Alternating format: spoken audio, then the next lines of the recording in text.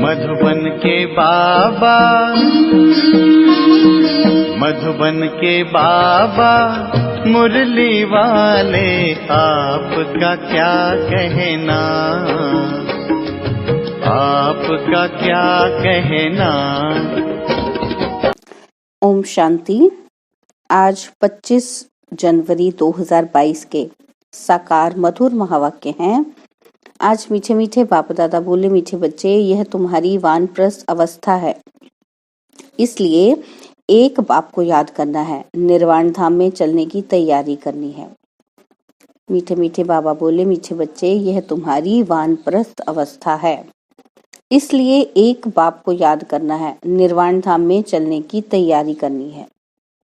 और बाबा ने आज प्रश्न पूछा कि बाप के पास किस बात का भेद नहीं है, और उत्तर में बाबा कहते गरीब व साहूकार का। बाबा कहते हर एक को पुरुषार्थ से अपना ऊंच पद पाने का अधिकार है, आगे चल सबको अपने पद का साक्षात्कार होगा। बाबा कहते हैं कि मैं हूँ गरीब निवाज, इसलिए अभी गरीब बच्चों की सब आशाएं पूरी होती हैं। यह अंतिम समय है, किसी की दबी रहेगी धूल में। और बाबा कहते जो बाप को इंश्योर करते हैं उनका सफल होता है। और मुरली का गीत है, आखिर वह दिन आया आज। ओम शांति। इसका अर्थ तो बिल्कुल सिंपल है, हर एक बात सेकंड में समझने की है। सेकंड में बाप से वर्षा लेना है। बच्चे जानते हैं कि बेहद का बाप आया है, परंतु यह निश्चय भी कोई कोई को स्थायी बैठता नहीं है। जैसे लौकी के संबंध में माँ को बच्चा पैदा होता है तो झट समझ जाता है कि यह जन्म दे और पालना करने वाली है, तो यहाँ भी झट समझना चाहिए ना। अब तुम बच्चे जानते हो कि भक्ति के बाद ही भगवान आते हैं। अब भक्ति कितना समय चलती है, कब शुरू होती है, यह दुनिया में कोई नहीं जानते सिवाय तुम बच्चों के। बाबा कहते तुम बता सकते हो कि भक्ति कब से शुरू हुई। मनुष्य तो कहेंगे परंपरा से चली आती है। ज्ञान और भक्ति दो चीजें जरूर है, कहते हैं ये अनादि चली आती है, परंतु अनादि का भी अर्थ नहीं समझते। यह ड्रामा का चक्र अनादि काल से फिरता रहता है, उनका आदि अंत नहीं है। मनुष्य तो गपोड़े लगाते रहते हैं, कभी कहते इतने वर्ष हुए, कभी कहते इतने वर्ष। बाप आकर सब सिद्ध कर बताते हैं। शास्त्र आदि पढ़ने से कोई बाप की प्राप्ति तो नहीं होगी। बाप की प्राप्ति तो सेकंड में होती है, सेकंड में जीवन मुक्ति। यह भी किसी को पता नहीं कि बाप कब आते हैं। कल्प की आयु लंबी कर दी है। अब बाप तो जानते हैं और बच्चे भी सब कुछ जानते हैं, परंतु वंडर यह है जो 10-20 वर्ष में भी कोई को पूरा निश्चय नहीं होता। बाबा कहते निश्चय होने के बाद फिर तो कभी कह ही न सके कि ये हमारा बाप नहीं है भी बहुत सहज। बाबा कहते तुमको तो बच्चा बनने में भी बहुत टाइम लगा है, 10-20 वर्ष में भी तुम्हें पूरा निश्चय नहीं हुआ है।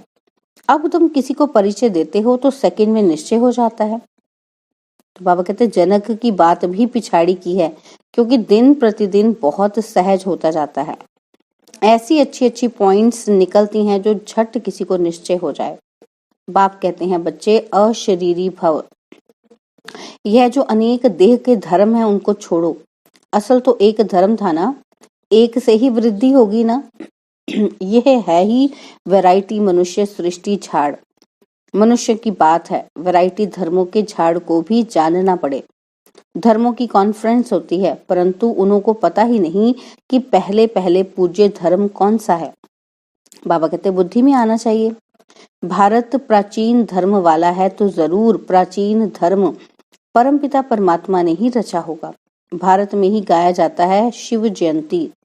मंदिर भी हैं ढेरों के ढेर, तो सबसे बड़े से बड़ा मंदिर बाप का है, निर्वाण धाम, जहाँ हम आत्माएं भी बाप के साथ रहती हैं। मंदिर रहने का स्थान होता है ना, तो यह महतत्व कितना बड़ा मंदिर है। बाबा कहते तुम्हारी बुद्धि में आना चाहिए कि ये ब्रह्म तत्व जो सबसे ऊंचे से ऊंचा मंदिर है, हम सब वहां के रहने वाले हैं। वहां सूर्य चांद नहीं होते, क्योंकि रात दिन नहीं होता। असल हमारा रूहानी मंदिर वह निर्वाण धाम है, वही शिवालय है जहां हम शिव बाबा के साथ रहते हैं। शिव बाबा कहते हैं कि मैं उस शिवालय का रहने वाला हूँ। वह है बेहद का शिवालय। तुम शिव के बच्चे भी वहां रहते हो। वह है इनकॉर्पोरियल शिवालय। और फिर कॉर्पोरियल में आते हैं तो यहाँ रहने का स्थान बनेगा। अभी शिव बाबा यहाँ है, इस शरीर में बैठा हुआ है। यह है चैतन्य शिवालय, जिससे तुम बातचीत कर सकते हो। वह निर्वाण धाम भी शिव बाबा का शिवालय है। यहाँ हम आत्माएं रहती हैं। वह घर सबको याद पड़ता है और वहां से हम आते हैं पाठ बजाने सतो रजो तमो में। उसमें हर एक को आना ही है। बाबा कहते सतो रजो तमो में हर एक को आना है। यह बात दुनिया में किसी की बुद्धि में नहीं है। जो भी आत्माएं हैं उन सबको अपना अपना अनादि पाठ मिला हुआ है, जिसकी न आदि है न अंत है। तुम बच्चे जानते हो, हम असल में उस शिवालय के रहने वाले हैं। शिव बाबा जो स्वर्ग स्थापन करते हैं उनको भी शिवालय कहा जाता है। शिव बाबा का स्थापन किया हुआ स्वर्ग, वहां भी बच्चे ही रहते हैं। उनको ये राज्य भाग्य कैसे मिला? वह है सतयुग का आदि और अभी है कलयुग का अंत। तो सतयुग में देवी देवताओं को हेवन का मालिक किसने बनाया? यहाँ भी कितने अच्छे अच्छे खंड हैं। अमेरिका सबसे फर्स्ट क्लास खंड है, बहुत पैसे और ताकत वाला भी है। इस समय सबसे हाईएस्ट है। बृहस्पति की दशा बैठी हुई है, परंतु उनके साथ साथ राहु की दशा भी बैठी हुई है। इस समय राहु की दशा तो सबके ऊपर बैठी हुई है। विनाश तो सबका होना है। बाबा कहते कि भारत जो सबसे साहूकार था, अब भारत गरीब है। यह सब कुछ माया का भभका है, माया का फुल फोर्स है। इसलिए मनुष्य इनको स्वर्ग समझते हैं। अमेरिका में देखो क्या लगा पड़ा है। बाबा कहते मनुष्य आकर्षित हो जाते हैं। बॉम्बे भी देखो कितना फैशनेबल हो गया है। आगे थोड़ी ऐसा था। माया का पूरा पॉम्प है। कितने 8-10 मंजिल के महल बनाते हैं। स्वर्ग में थोड़ी इतनी मंजिल होती है, वहां डबल स्टोरी भी नहीं होती। बाबा कहते यहाँ ही बनाते हैं क्योंकि जमीन नहीं है। जमीन का भाव बहुत बढ़ गया है, तो मनुष्य समझते हैं कि यही स्वर्ग है। प्लेन बनाते रहते हैं, परंतु कहते हैं नर चाहत कुछ और। मनुष्य कितनी चिंता में रहते हैं। बाबा कहते मौत तो सबके लिए है, सबके गले में मौत की फांसी है। अभी तुम भी फांसी पर हो। तुम्हारी बुद्धि वहां नई दुनिया में लगी हुई है। अभी सबकी वानप्रस्थ अवस्था में जाने का समय है। इसलिए बाप कहते हैं कि अब मुझे याद करो। मैं खुद तुमको डायरेक्शन देता हूँ कि तुम सबकी वानप्रस्थ अवस्था है। मैं सबको लेने के लिए आया हूँ। मच्छरों सदृश तुम सबको जाना पड़ेगा। 84 जन्मों का चक्र पूरा हुआ। अब मुझे जीते जी याद करो। हम जीते जी स्वर्ग में जाने के लिए तैयार बैठे हैं और कोई भी स्वर्ग में जाने के लिए तैयारी नहीं करते। अगर स्वर्ग जाने की खुशी हो तो फिर बीमारी में दवाई आदि भी ना करें। बाबा कहते तुम जानते हो कि वह स्वर्ग में तो जाते नहीं हैं। अब हम स्वीट होम में जा रहे हैं। वह है गॉड फादर का होम अथवा रूहानी शिवालय। और बाबा कहते हैं फिर सत्य को जिस्मानी शिवालय कहा जाता है। उस स्वर्ग में जाने के लिए हम पुरुषार्थ कर रहे हैं।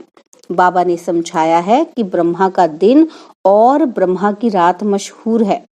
जब रात पूरी होती है तो मैं आता हूँ। लक्ष्मी नारायण का दिन और रात नहीं कहेंगे।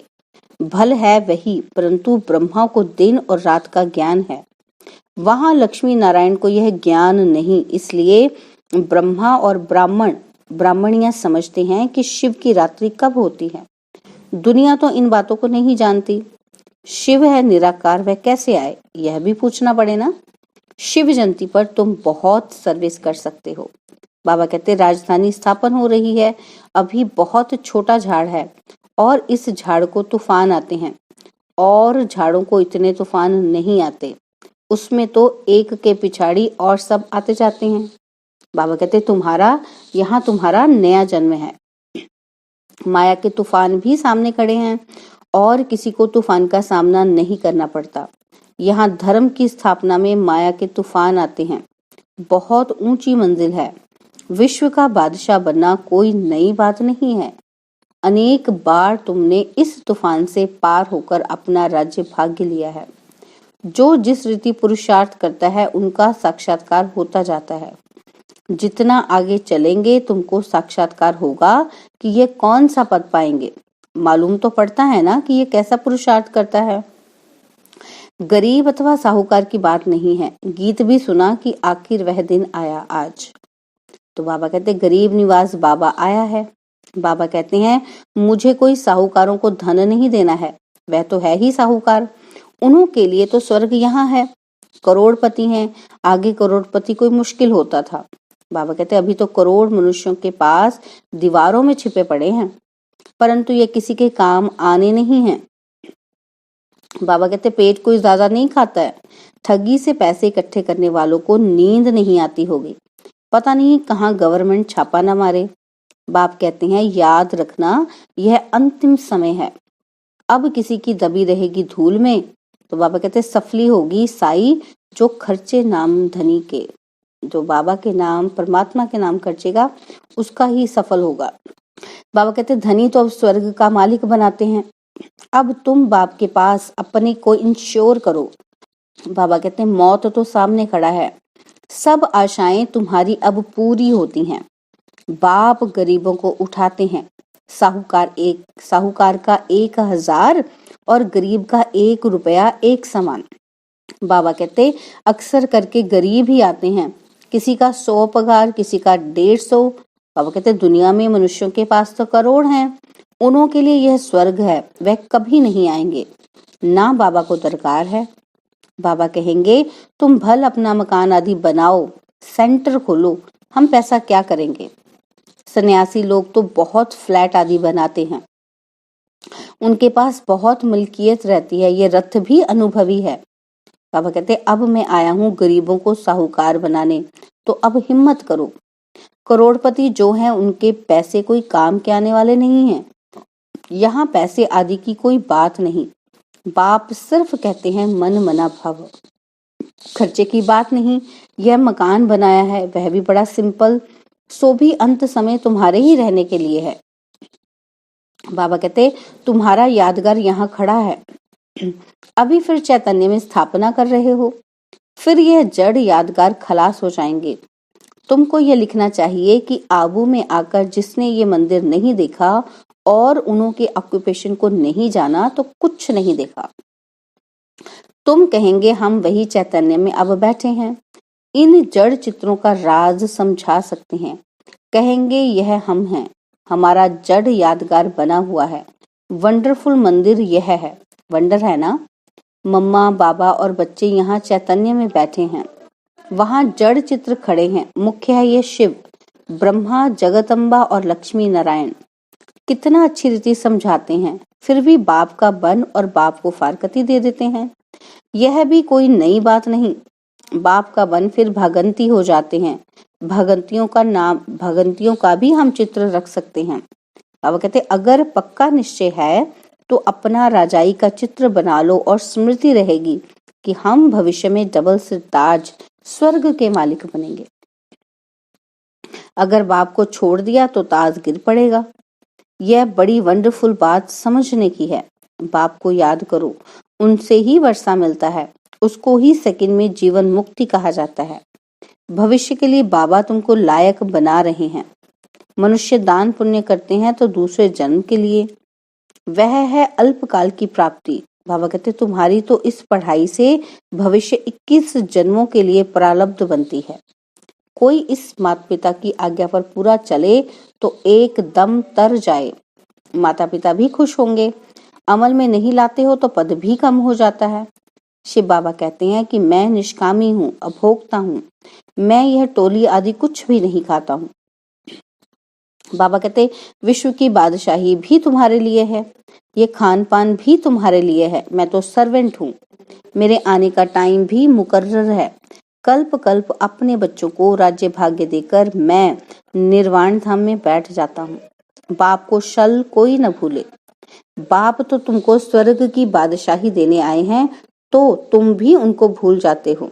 किसको बाप का परिचय देने का भी बहुत सहज तरीका बताया है।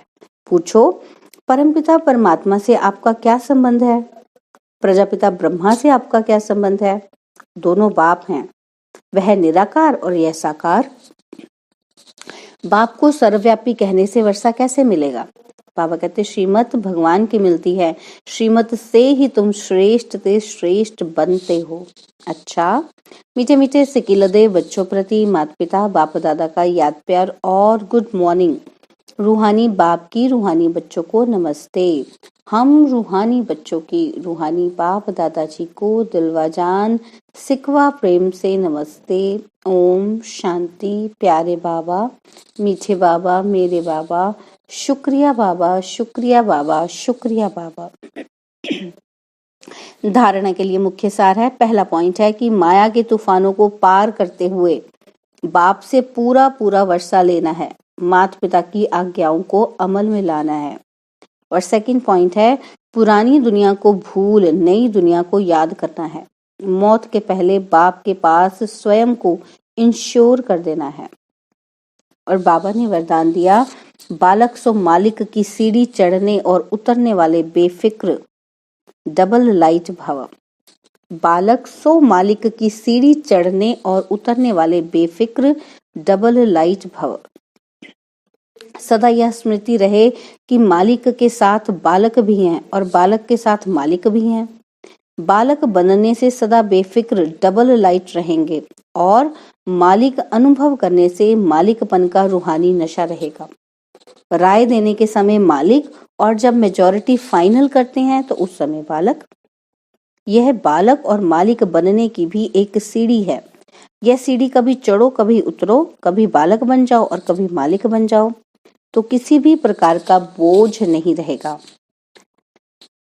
आज स्लोगन है मुरली का, जो पुरुष आत्मा समझ रथ यानी कि शरीर द्वारा कार्य कराते हैं वही सच्चे पुरुषार्थी हैं।